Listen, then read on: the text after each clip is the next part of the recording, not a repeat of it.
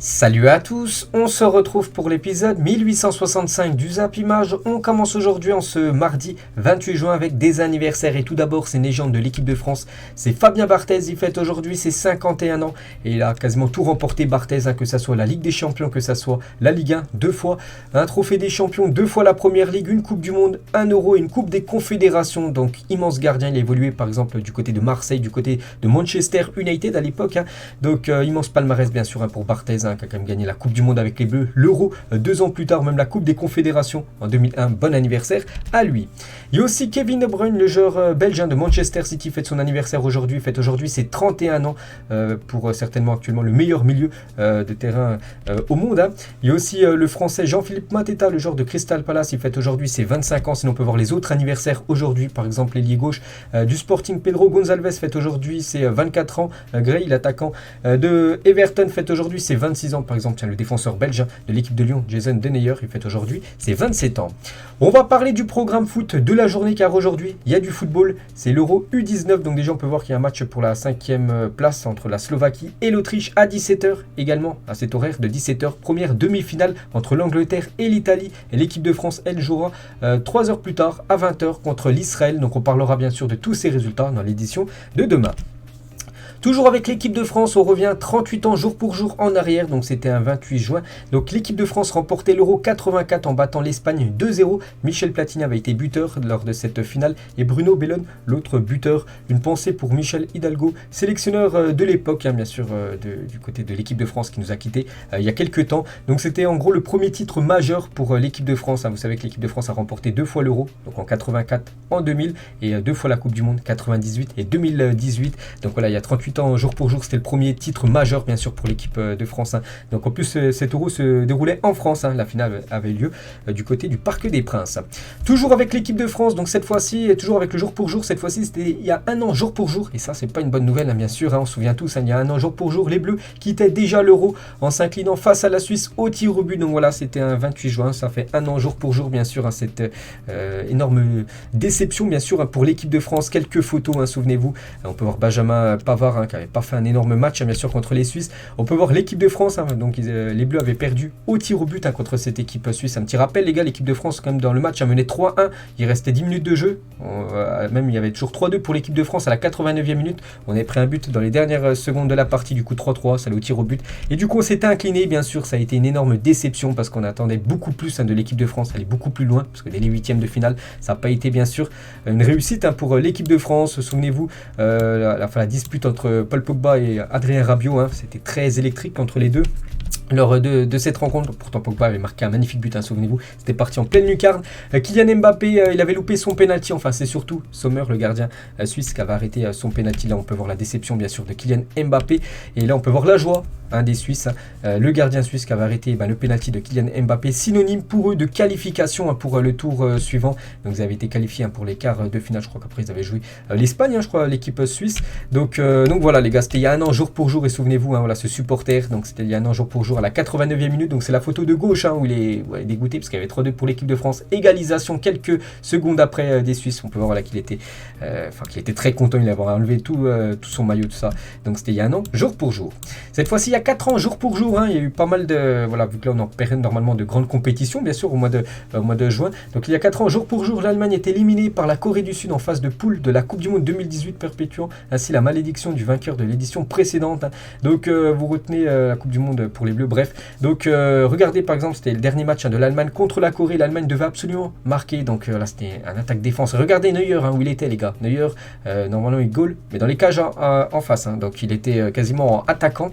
Donc bien sûr il a perdu le ballon là. Donc grosse reprise on va dire. Enfin le joueur de la Corée a envoyé une grosse balle devant, et voilà cet attaquant les gars est parti marquer ce but dans le but vide, vu que Neuer bien sûr joue attaquant à la fin de match. C'était il y a 4 ans jour pour jour, bien sûr l'élimination de l'Allemagne. Quelques photos bien sûr de la déception des joueurs allemands qui avaient remporté pourtant la Coupe du Monde 4 ans auparavant du côté du Brésil. Puis là, ils avaient été éliminés, bien sûr, de cette poule. Surtout, ils avaient terminé comme dernier de cette poule, cette équipe de la Mannschaft. Il y a 4 ans, j'ai dit, la malédiction continuait. Donc, que ce soit la France, que ce soit l'Italie, l'Espagne et l'Allemagne, à chaque fois, ils ont été éliminés au premier tour lors de l'édition après de la Coupe du Monde, en espérant bien sûr que cette série se finisse, parce que l'équipe de France qui a gagné la Coupe du Monde, on espère bien sûr qu'ils n'échouent pas dès les phases de poule, cette équipe des Bleus. Toujours avec les jours pour jour, cette fois-ci, il y a 8 ans jour pour jour, c'était lors de la Coupe du Monde au Brésil, et cette masterclass de James Rodriguez, ce but, c'était lors d'un Colombie contre l'Uruguay. Il avait marqué une reprise de volée. Bon, je ne peux pas vous montrer la vidéo parce qu'il y a les droits d'auteur, tout ça, mais bon, voilà, vous vous souvenez tous, je pense, de ce magnifique but de James Rodriguez. Cette fois-ci, il y a 10 ans, jour pour jour, Balotelli marquait ce but face à l'Allemagne et nous offrait cette célébration si mythique. Vous vous souvenez, quand il a enlevé le maillot, il avait montré ses muscles. C'était il y a 10 ans, jour pour jour. C'était en Allemagne contre la sélection italienne. Et toujours avec les jours pour jour, cette fois-ci, c'était il y a 12 ans. C'était lors d'un Allemagne, Angleterre. Le but fantôme de Frank Lampard était il y a 12 ans, jour pour jour. Donc l'Arianda refuse un but à Frank Lampard alors que tout le stade a vu le ballon franchir la ligne. Ce but permettait aux Anglais de revenir à 2 partout. Du coup, l'arbitre n'avait dit qu'il n'y avait pas but. Pourtant, regardez le ballon. On peut voir vraiment qu'il franchit la ligne. Il y a quasiment 40-50 cm où le ballon a franchi la ligne. Du coup, l'équipe anglaise perdait ce match 4-1 contre l'équipe allemande.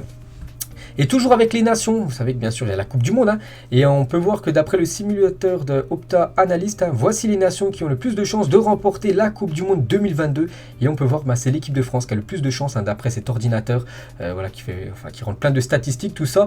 Et tout ça cumulé, les gars, ça ressort un classement, et c'est les Bleus qui ont à peu près 17,93% de chances de gagner cette Coupe du Monde devant le Brésil, l'Espagne 3e, l'Angleterre 4e, la Belgique à peu près 7,90% de chances de gagner la Coupe du Monde. On peut voir Pays-Bas, Allemagne, Argentine, donc les grosses nations bien sûr favorites. Donc 17,93 pour l'équipe de France, c'est quand même énorme, surtout quand on voit les derniers matchs des Bleus, ça fait quand même peur. Et si on peut voir le reste, les gars, donc le Portugal 5% de chances de gagner bien évidemment cette Coupe du Monde. On peut voir par exemple qu'il y a la Pologne, même pas 1%, c'est 0,82% de chance pour la Pologne. Le Sénégal, par exemple, 0,19%. Le Maroc, c'est 0,01% de chance. Ou que ce soit le Cameroun, l'Arabie Saoudite ou le Costa Rica, il y a eu plus de 1000 versions différentes du tournoi qui ont été simulées. Aucune chance que ces équipes remportent la Coupe du Monde. Après, bien sûr, c'est seulement l'ordinateur qui a fait ça. Maintenant, la vérité, c'est sur le terrain. Donc, on peut voir, c'est bien sûr tous les chiffres de ce simulateur.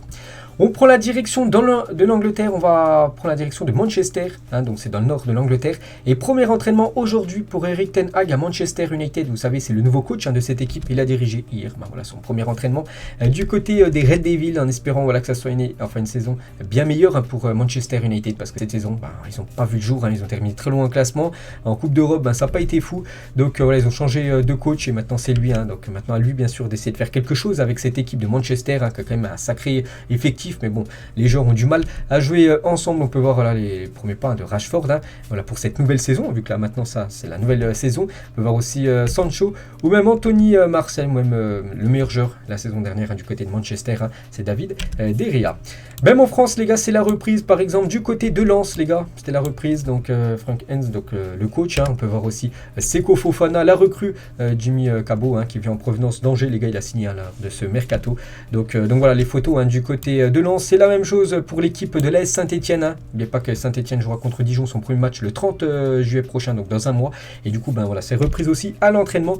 Donc Laurent Batles, le nouveau coach de cette équipe. De l'AS Saint-Etienne qui aura pour objectif bien sûr de faire l'ascenseur. N'oubliez pas que Saint-Etienne commence le championnat de Ligue 2 avec au classement -3 par rapport à ce qui s'est passé lors du barrage contre l'équipe d'Auxerre. Ils joueront leurs 4 premiers matchs à domicile à huis clos. Il n'y aura qu'un supporter dans le stade. Et voici le nouveau logo de l'AS Saint-Etienne pour cette saison prochaine. Voilà, c'est un logo officiel. Aussi du côté de Nice, les gars, c'est leur reprise et Lucien Favre a dirigé ce matin la séance d'entraînement de reprise de l'OGC Nice. Sa signature est imminente. Pourtant, c'est pas lui l'entraîneur de Nice, mais c'est bien lui hier qui a participé, on va dire, à la première séance d'entraînement du côté des Aiglons. Parce que c'est officiel, les gars, Lucien Favre fait son retour comme entraîneur de Nice. C'était l'ancien coach, par exemple, de Dortmund. Il avait coaché l'équipe de Nice il y a quelques temps. Et du coup, il revient du côté de Nice. C'est officiel. On peut voir qu'il a fait quelques photos, bien sûr. Il a signé son contrat. Donc le grand retour de Lucien Favre à Nice, on peut voir avec le défenseur brésilien Dante. Et il est en conférence de presse, il a dit d'ici 2 ans, l'objectif est de finir dans les 3 premiers et même plus. Je l'assume, il faut dire la vérité, c'est l'objectif. Voilà, pour le futur de Nice, les gars, essayer de souvent terminer au moins sur le podium de ce championnat de Ligue 1. Et les dirigeants de Nice veulent que dans quelques années, le club soit le meilleur club de la Méditerranée devant l'OM Monaco, donc qui est l'un des clubs les plus modernes du monde. Donc voilà, en gros, dominer quasiment le football français. Être à hauteur quasiment du Paris Saint-Germain, même gêner, pourquoi pas le PSG dans les années futures. Donc voilà l'objectif bien sûr de cette équipe niçoise pour les saisons futures. Et du coup l'entraîneur de Nice, l'ancien, donc Christophe Galtier, du coup c'est officiel vu que c'est Lucien Favre, ça a été officialisé. Du coup l'OGC Nice annonce le départ de Christophe Galtier, parce que Galtier on sait, il va rejoindre quelle équipe.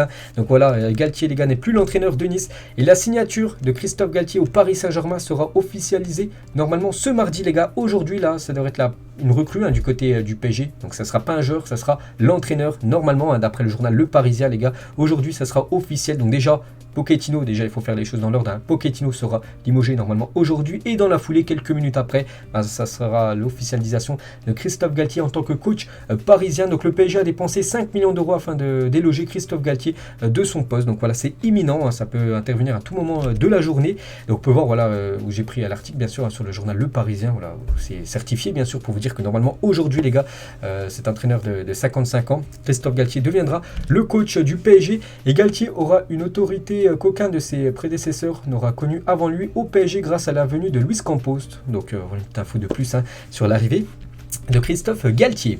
Toujours avec les infos transferts et avec l'équipe du PSG. Donc officiel, Alphonse Areola quitte définitivement le PSG et signe à West Ham. 12 millions ont servi à déloger le français de son contrat. Donc c'est vrai que du côté du PSG, on sait qu'il y a pas mal de gardiens. Il y a Donnarumma, il y a Navas, il y a Bulka, lui qui a rejoint l'équipe de Nice. Et aussi Alphonse Areola qui était prêté souvent les dernières saisons. Et là cette fois-ci, voilà, il n'appartient plus à l'équipe du PSG. Le PSG vend Alphonse Areola à l'équipe de West Ham. Voilà, c'est officiel. Tout a été signé hier. On va parler d'Abdou Diallo. Dispose de plusieurs offres de transfert dont l'AC Milan, et pourrait quitter le PSG cet été. Donc pas sûr que le défenseur sénégalais reste au Paris Saint-Germain la saison prochaine. Il pourrait peut-être prendre la direction de l'Italie. Toujours avec le Paris Saint-Germain et avec le mercato on va dire. Donc Chelsea a rejoint le PSG dans la course pour la signature de Milan Skriniar. On sait que ce joueur est pisté par l'équipe du PSG, on en parle quand même depuis quelques semaines. Et du coup maintenant il y a Chelsea les gars qui rentre dans la course pour essayer de s'offrir le défenseur slovaque. Et toujours avec, voilà, on va dire Skriniar. Donc le PSG aurait proposé 60 millions d'euros pour Draxler, pour Skriniar, tout simplement. Selon la Gazzetta, l'Inter a refusé une offre du PSG de 60 millions plus Draxler. Pour recruter le défenseur slovaque Skriniar, le club lombard attendrait une offre de 70 millions d'euros pour lâcher son défenseur. On va parler du directeur sportif du Bayer Leverkusen par rapport à Moussa Diaby. Donc il a dit si le PSG veut Diaby, ça sera difficile de le garder. Pour quelques clubs en Europe, s'ils veulent un joueur, c'est dur de résister. Le PSG fait partie de cela. Donc voilà, en gros, si le PSG s'intéresse à Moussa Diaby, voilà, il y a de grandes chances en gros que Moussa Diaby retourne du côté de Paris. Bon après le PSG les gars, ce serait comme une énorme douille parce que je pense Diaby actuellement il partirait pour plus de 60 millions d'euros, alors que le PSG il avait quitté le club, je sais plus s'il avait quitté le club gratuitement ou peut-être pour un petit montant, 10 millions d'euros. Donc après racheter un joueur qui a été formé au club pour plus de 50-60 millions d'euros, donc bien sûr c'est pas une réussite on va dire niveau mercato. On va parler de Sadio Mané, on sait tous maintenant Sadio Mané est un nouveau joueur de l'équipe du Bayern et percevra un salaire brut de 20 millions d'euros par an au Bayern. Il devient ainsi l'un des joueurs les mieux payés de l'histoire du club. Voilà pour vous dire quand même que c'est le jackpot pour Sadio Mané. Donc là c'est du brut. Donc net, ça fait quasiment 13, à peu près, je me souviens du chiffre, c'est 13,8 millions d'euros net. Donc c'est énorme. Donc voilà, Bild a révélé, donc ça fait plus de 1 650 000 euros par mois. Il fait désormais partie des joueurs les mieux payés, bien sûr, de l'histoire du côté du club du Bayern Munich. Et on peut voir qu'il n'est même pas dans le top 10, un des plus gros achats du Bayern Munich, parce qu'il a été transféré pour 32 millions d'euros. Comment dire, Sadio Mané, on peut voir que le 10e, c'est Renato Sanchez, 35. On peut voir le plus gros, c'est Hernandez, les gars, de l'Atlético au Bayern, 80 millions d'euros qu'avait déboursé cette équipe du Bayern. Sané en deuxième position. On peut voir un autre, pas mal de Français, parce qu'on peut voir Upamecano aussi, Tolisso, 3e et 4e dans ce classement. Donc voilà, cette équipe du Bayern adore les joueurs français. On va parler de Gareth Bale. On sait que Gareth Bale ne sera plus un joueur du Real Madrid. Et Gareth Bale pose sous ses nouvelles couleurs, donc il a rejoint cette équipe de Los Angeles FC, du côté du championnat américain. Et les premiers mots de Gareth Bale: je suis extrêmement excité de ce déménagement à Los Angeles, c'est le bon endroit pour moi et ma famille, le bon moment dans ma carrière, j'ai hâte de commencer à travailler avec l'équipe et de me préparer à gagner le plus de trophées possible du côté des Los Angeles FC. Donc bonne chance à lui, bien sûr, du côté de sa nouvelle aventure du côté de la MLS. On va parler de Divock Origi, bien arrivé à Milan. Sa signature à l'AC Milan est imminente, ça pourrait se faire dans la journée. Divock Origi, ancien joueur de l'équipe de Liverpool, devrait signer là aujourd'hui ou peut-être demain, mais c'est dans les prochaines heures du côté de l'équipe de l'AC Milan. Officiel, Fernandinho signe à l'Atlético Paranense 17 ans après son départ. Vous savez que c'était l'ancien capitaine de Manchester City.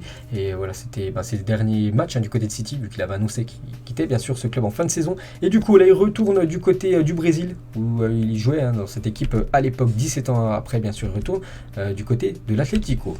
On va parler de Erling Haaland. Et avec le départ de Gabriel Jesus, vous savez que Gabriel Jesus va rejoindre l'équipe de Arsenal. Donc Haaland devrait hériter du numéro 9 avec Manchester City, parce que Jesus était celui qui avait le numéro 9 du côté de City. Du coup, Haaland devrait récupérer ce numéro mythique, bien sûr, pour un buteur, ce numéro 9, ça va être lui la saison prochaine. Toujours avec Manchester City, on peut voir que Chelsea a sa deuxième offre de prêt pour Raheem Sterling à Manchester City, va l'accepter d'après Fabrizio Romano. Donc voilà, il y a de grandes chances, les gars, que Sterling quitte cette équipe de Manchester City pour aller du côté de Chelsea. On peut voir que d'après Fabrizio Romano, City va accepter l'offre de Chelsea pour l'ailier anglais. Donc voilà, c'est imminent, les gars, ça pourrait intervenir là dans la semaine. Et il n'y a pas que lui de Manchester City qui pourrait quitter le club. Un autre joueur aussi, c'est Nathan Ake. Donc Chelsea veut réaliser un doublé du côté de Manchester. Donc je vous ai dit Sterling et aussi Ake. Tourelle est fan des deux joueurs. Ake permettrait de remplacer numériquement Rudiger, lui qui a pris la direction du Real Madrid. Une petite info concernant Wabi Kazri, c'est officiel, il quitte l'équipe de l'AS Saint-Etienne et il rejoint l'équipe de Montpellier. Il rejoint Arnaud Nordin, un autre joueur aussi de Saint-Etienne qui a rejoint l'équipe de Montpellier pendant ce mercato. Et on peut voir qu'il aura le numéro 99. N'oubliez pas que maintenant, je l'avais dit il y a quelques semaines, que maintenant les numéros en Ligue 1, c'est plus comme les saisons précédentes où c'était limité de 1 à 30. Maintenant, tu peux prendre des numéros de 1 jusqu'à 99. Et lui, il a pris le numéro 99, Wabi Kazri, pour cette saison future. Donc voilà, il y aura beaucoup de numéros de maillots, on va dire insolites cette saison dans le championnat français. Et concernant Mamadou Sakho, donc il change de numéro à Montpellier et portera le numéro 75 comme sa ville natale Paris, le département. Bien sûr 75 c'est Paris, donc c'est pour ça que maintenant ça sera le numéro 75 du côté de Montpellier. Des nouvelles d'Hachim Mastour. Donc avant on le considérait comme un futur très grand joueur, que c'était un crack parce qu'il avait commencé très tôt sa carrière, il avait joué du côté de l'AC Milan et depuis on n'entend plus trop parler de lui. Donc il est encore jeune, il a seulement 24 ans et s'est engagé du côté de Zemamra, donc le club de deuxième division marocaine. On peut voir que sa carrière n'est pas ouf quand même pour le joueur marocain.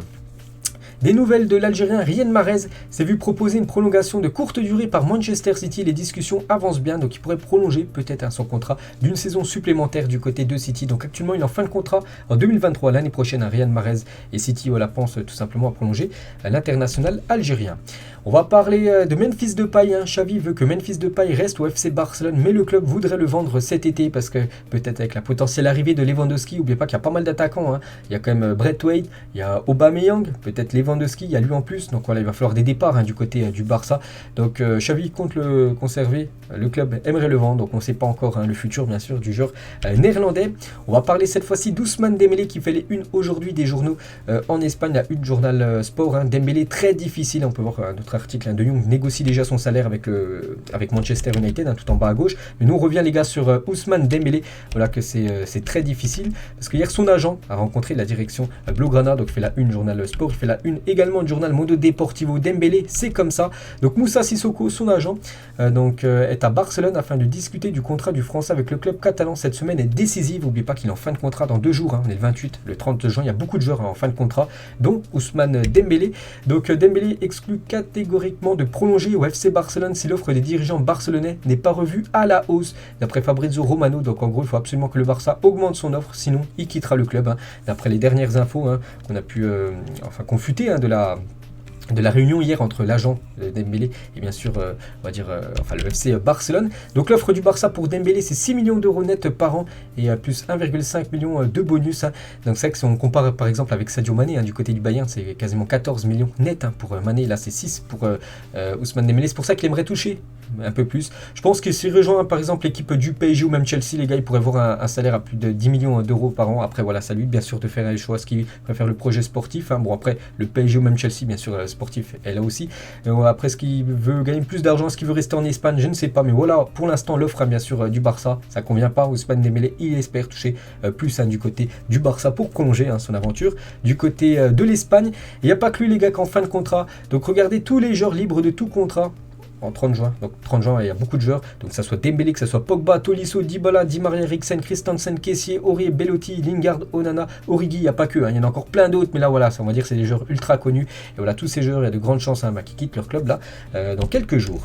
Toujours avec le FC Barcelone, donc officiel, le Barça a dévoilé son maillot extérieur pour la saison à venir. Donc je l'avais dit hier que ça allait être officiel du coup dans la journée d'hier et du coup ça l'a été. Et du coup regardez, pour moi j'appelle ça une masterclass parce que je le trouve magnifique ce maillot extérieur du Barça pour la saison prochaine.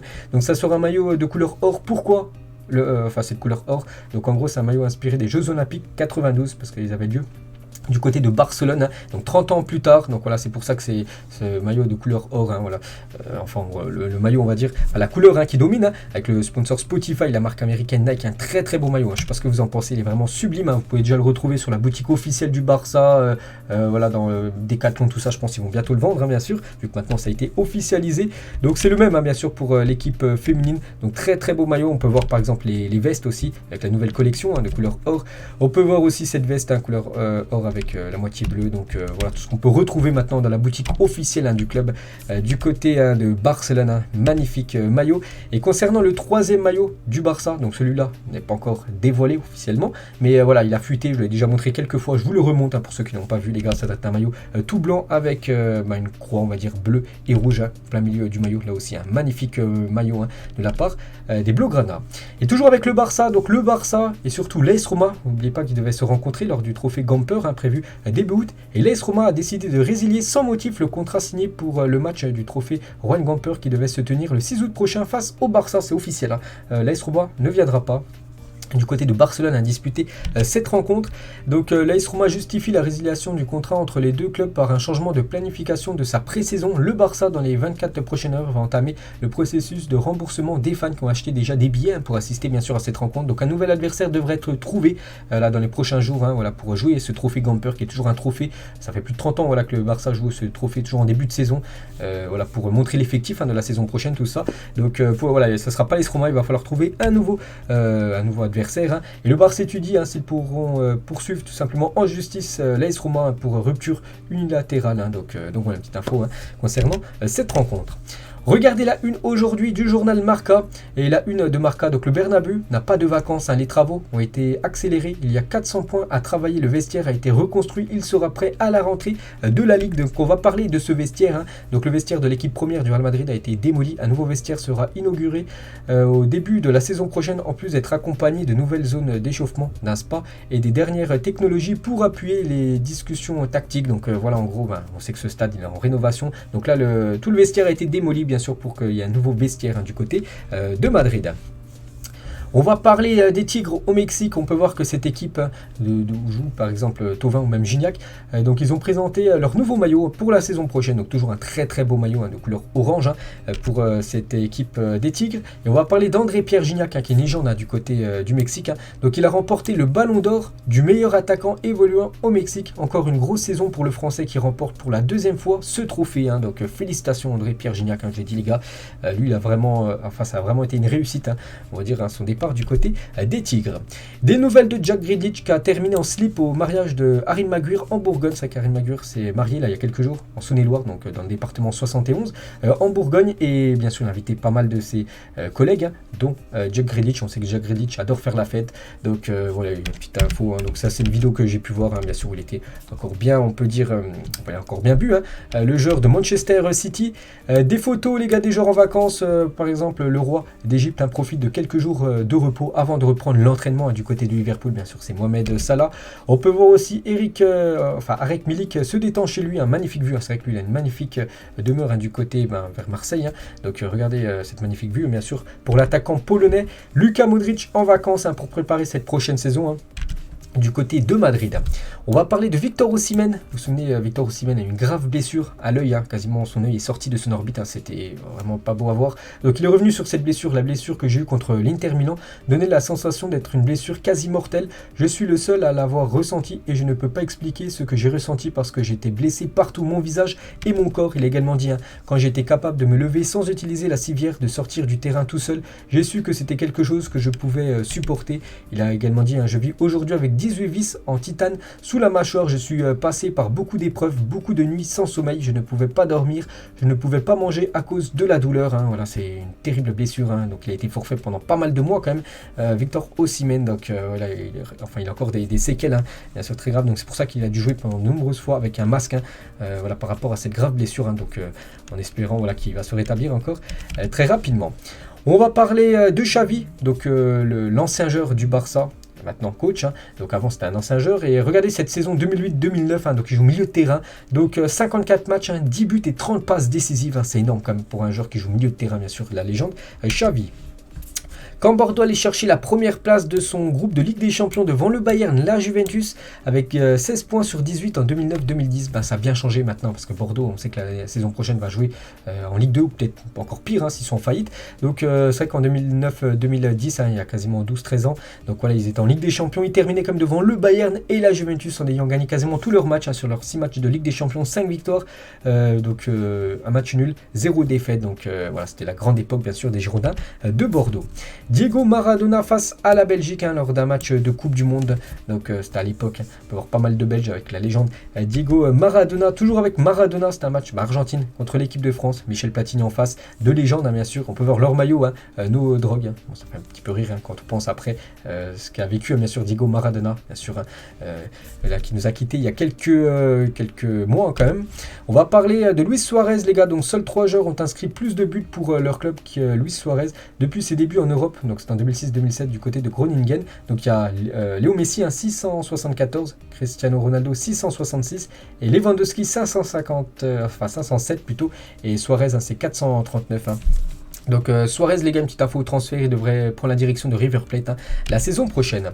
Le PSG est plus réputé pour ses achats XXL que pour ses ventes, alors que le fair play financier lui commande régulièrement de faire l'inverse. Un retour, c'est le 8 ans, sur les plus grosses ventes, on va dire, du côté de Paris, les gars, sous l'ère QSI. Donc c'est Gonzalo Guedes qui avait quitté l'équipe du PSG pour rejoindre l'équipe de Valence pour plus de 40 millions d'euros devant David Luiz, Lucas Aurier ou même le joueur Javier Pastore. Un ancien agent de Lewandowski l'a dit, il veut prouver qu'il est le meilleur, qu'il est meilleur que Benzema, c'est une autre raison d'aller au Barça. Donc voilà en gros aussi pourquoi Lewandowski veut quitter tout simplement cette équipe du Bayern pour rejoindre le Barça, pour rentrer un peu en concurrence avec Karim Benzema. Hugminson a une nouvelle peinture murale dans le nord de Londres. Voilà, c'est une légende déjà du côté de la Corée, c'est une légende totale bien sûr Hugminson, mais aussi une légende du côté de Londres, du côté de Tottenham bien sûr, il est fidèle au club depuis pas mal de temps, et on peut voir qu'il a maintenant une fresque murale avec son visage, magnifique réalisation de la part de celui qui a fait ça. Et on finit les gars, c'est la dernière photo aujourd'hui. Donc les joueurs de football de moins de 23 ans les plus précieux au monde, donc en gros les plus chers au monde. Et on peut voir celui qui est au centre, celui qui coûte le plus cher. Actuellement c'est Kylian Mbappé qui coûterait, d'après le journal AS, plus de 170 millions d'euros. On peut voir Haaland 160 millions d'euros. Vini Junior c'est 108 millions d'euros. Je sais pas, tiens, Pedri 85 millions d'euros même. Sancho les gars, le joueur de Manchester United coûterait actuellement 79 millions d'euros. Donc voilà les gars tout ce qu'il y avait à dire aujourd'hui. J'espère que ça vous a plu. On se retrouve demain, on va parler de tout ce qui s'est passé aujourd'hui avec par exemple les résultats de l'Euro U19. Allez, moi je vous laisse, bonne journée à vous et à demain.